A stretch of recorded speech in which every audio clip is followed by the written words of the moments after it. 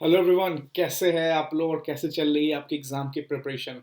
जैसा कि पिछले बार बहुत सारे स्टूडेंट्स का आया था लास्ट 2 अटेम्प्ट में, सर टैक्स ऑडिट के इंपॉर्टेंट क्लॉज इस बार भी प्लीज़ बना के दे दो, बिकॉज टैक्स ऑडिट लास्ट के टाइम पे कवर करना बहुत मुश्किल है। और सच में बता रहा हूँ, टैक्स ऑडिट प्रैक्टिकली भी एंड थ्योरेटिकल एंड बुकिश सच में मुश्किल है थोड़ा सा। सर इसको कैसे डील किया जाए? देखो, अगर आप बहुत अच्छे से पढ़ रहे हो तो बहुत अच्छी बात है, पढ़ो, ठीक है। या तो मैंने अभी जो इंपॉर्टेंट टैक्स ऑडिट के क्लॉज लिस्ट बनाया है ना, इसको जरूर देख के जाओ। एंड प्लीज़ चैनल पे नए हो तो चैनल को सब्सक्राइब कर लो, लाइक कर लो and share with your friends. इसको ये एटलीस्ट इस कहीं ना कहीं 4 नंबर इसको बेनिफिट मिल जाए। सर कितने मार्क्स का आता है? पहली बात 4 मार्क्स का आता है, एंड हो सके अगर एमसीक्यू में आ गया तो 2-4 नंबर और दे के जाता है। तो कहीं ना कहीं ओवरऑल 4 to 6 मार्क्स तक का टैक्स ऑडिट रेंज करता है, या 4 to 8 मार्क्स तक का टैक्स ऑडिट रेंज करता है। सर इस बार के एग्जाम के लिए टैक्स ऑडिट में इंपॉर्टेंट क्लॉज कौन कौन से हैं वो डिस्कस कर लीजिए। बिल्कुल, अभी मैंने मेंटरशिप स्टूडेंट के साथ डिस्कशन किया था, जहाँ पे मैंने क्रक्स निकाला कि यस, ये इंपॉर्टेंट टैक्स ऑडिट क्लॉज हैं जो आपको देख के जाना एग्जाम में। और सर शीट शेयर करते हैं थोड़ा सा। हाँ, जो स्टूडेंट्स और एल डी आर चाहते हैं वो एप्लीकेशन पे आके डाउनलोड कर सकते हैं। ये शीट एल डी आर में स्टडी मटेरियल सेक्शन में फ्री में मिल जाएगी, डाउनलोडेबल है। एंड मैं टेलीग्राम पे भी इसको अपलोड कर दूंगा, तो आप दोनों जगह जाके वहाँ से ले सकते हैं। एल डी आर, आप अगर आपको एल डी आर चाहिए, जो कि ऑलरेडी मैंने 6 पेपर का बना रखा है, F R optimistic, S F M Sheel, audit saviour, law Vardaan, S C M P Sachet and D D Sarathi. Sir L D R for last 1.5 days अपना मेन बुक लेके बैठो, ये बुक एक बार बनाओ and ready for the examination, ठीक है। मई 23 आ जाओ। मेंटरशिप के रिगार्डिंग डिटेल्स है मई नवंबर 23 के लिए रिगार्डिंग, जो रजिस्टर करना चाहते हैं वो आफ्टर एग्जामिनेशन रजिस्ट्रेशन स्टार्ट हो जाएंगे। सर इस बार के important 14 tax audit clause, sir किस बेसिस पे है बस इतना याद रख लो सर, ये वाला तो करके जाना है। सर रीजन, लास्ट के आरटीपी के जो इंपॉर्टेंट मुझे लगा कि घूमे, मैंने यहाँ रख दिया। एमटीपी मैंने यहाँ रख दिया। आईसीए के टेस्ट क्या है वो मैंने यहाँ रख दिया। तो ये आपको 14 गिन लेते हैं ना, 14 ही है ना, 3, 4, 5, 6, 7, 8, 9, 10, 11, 12, 13, 14, हाँ 14 इंपॉर्टेंट टैक्स ऑडिट क्लॉज हैं। सर मैंने टैक्स ऑडिट नेम एंड मैंने हिंट, सर हिंट देखो, हिंट मैंने अपने बेसिस बनाया है।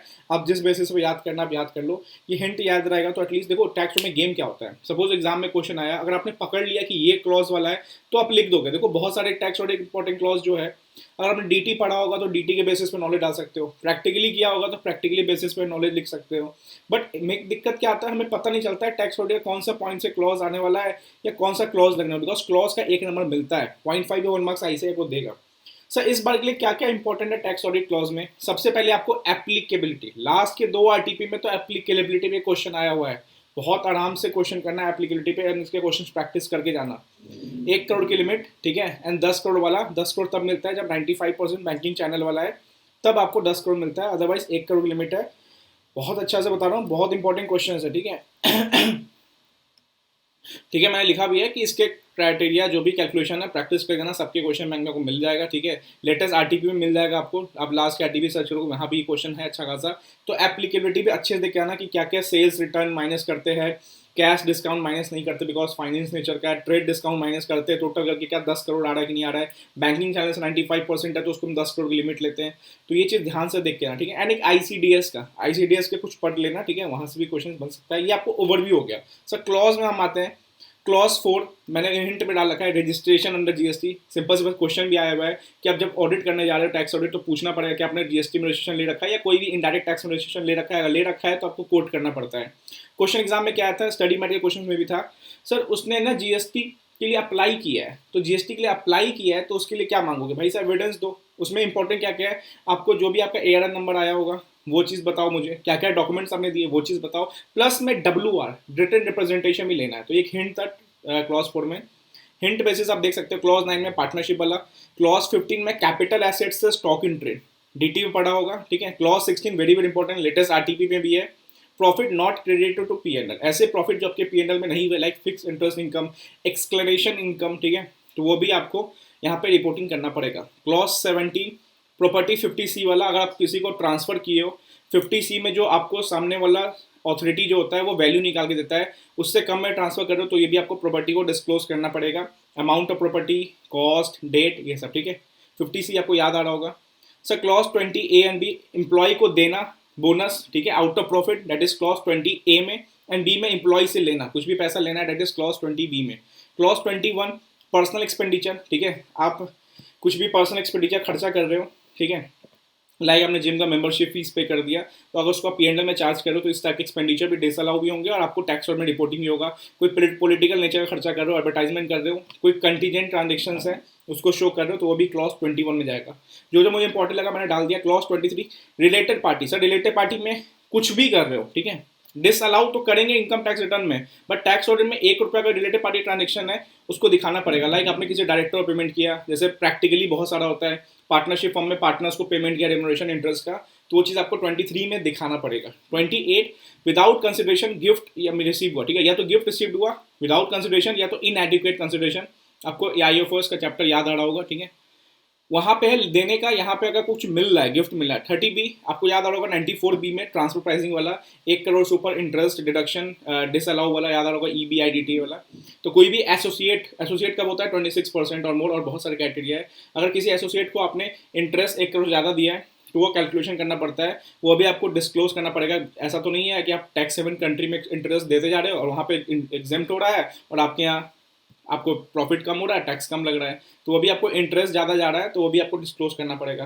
Clause 31 very very important. 269SS, 269ST and 269T। 269SS क्या है कि लोन एडवांस आपने लिया है कैश में या अदर देन बैंकिंग चैनल्स जो भी है उसमें लिया है, तो आपका डिसअलाउ होगा लोन एडवांस, ठीक है। 269SS that is loan and advance लिया है।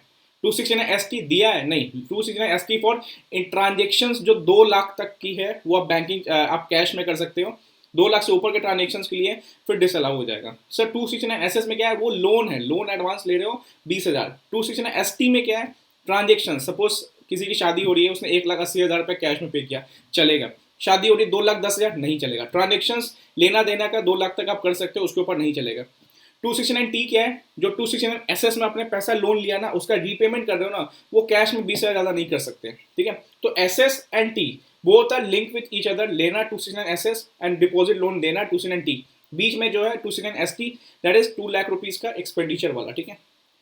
Clause 34 TDS TCS। अगर आपने किसी का TDS काटा तो सेक्शन कौन सा है, नेचर ऑफ पेमेंट कितना है, कितना काटा नहीं जमा कराया, ये सारा आपको 34 पे जाएगा। 42 क्या है, ये एग्जाम में है दिसंबर 21 में। अगेन मैं बोलता हूँ, देखा हुआ चीज़ रहता है ना, सुना हुआ रहता है ना, इतना भी तो लिख देते हो। 4 में से मेरे को 2.5-3 नंबर मिल गए थे, जबकि किसी को नहीं आ रहा था। SFT ट्रांजेक्शन है जहाँ पे फॉर्म 61, 68, 61B जाता है, जहाँ पे पैन नंबर कोड करना मैंडेटरी है। तो इस पर एक क्वेश्चन आया था दिसंबर 21 एग्जाम में, देख लेना, ठीक है। अदरवाइज ये याद भी रहेगा, तो क्लॉज भी लिख के आओगे, थोड़ा सा फॉर्म भी लिख के आओगे, यस कोड करना पड़ता है, ये हिंट है, अच्छे से आपको अंदर देखना पड़ेगा। क्लॉज 44 ये तो अभी लेटेस्ट था कि जो भी GST एक्सपेंडिचर का P&L देखते हैं वहाँ पे कौन कौन सा GST नेचर का है, कौन कौन सा कंपोजिशन से लिया आपने, ये सबका ब्रेकअप देना पड़ता है। तो इस टाइप का क्वेश्चन पूछ सकता है। तो ये एक इंपॉर्टेंट टैक्स ऑडिट क्लॉज है जो आपको अभी टेलीग्राम चैनल एंड एप्लीकेशन पे आपको मिल जाएगा फ्री सेक्शन में। एप्लीकेशन पे आपको ऑलरेडी सारे LDR मिल जाएंगे जो आप डाउनलोड करके ईमेल पे मिल जाएंगे, जो आप आराम से प्रिंट आउट निकाल के पढ़ सकते हो। एंड इसको भी निकाल के कोशिश करना कि आप अपने जो भी ऑडिट की बुक है टैक्स ऑडिट उसमें स्टिक कर लेना, बिकॉज 4 से 8 नंबर का गेम है और बहुत नंबर दे के जाएगा, इतना भी आपने अच्छे से क्वेश्चंस प्रैक्टिस कर लिया तो। चलो मिलते हैं नेक्स्ट वीडियो में।